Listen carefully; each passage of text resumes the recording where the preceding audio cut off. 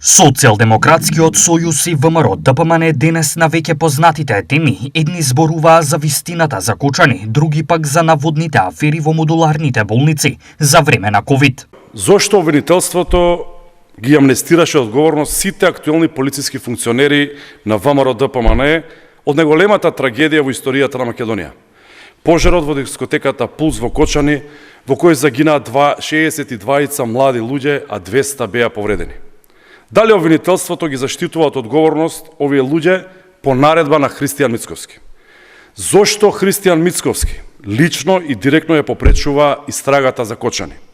Дали се плаши дека доколку обвинителството постапи согласно закон, истрагата за пожарот ќе доведе до него?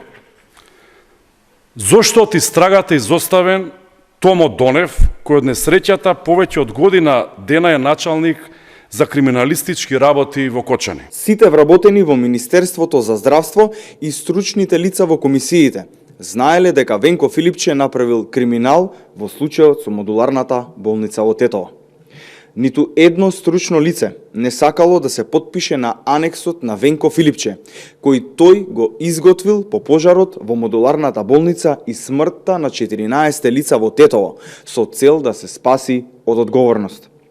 Венко Филипче и СДС ги потцениле вработените во Министерството за здравство, кои одбиле да го потпишат анексот на договорот кој го направил Филипче, бидејќи во ревизорскиот извештај се констатирани пропусти и против законски действија.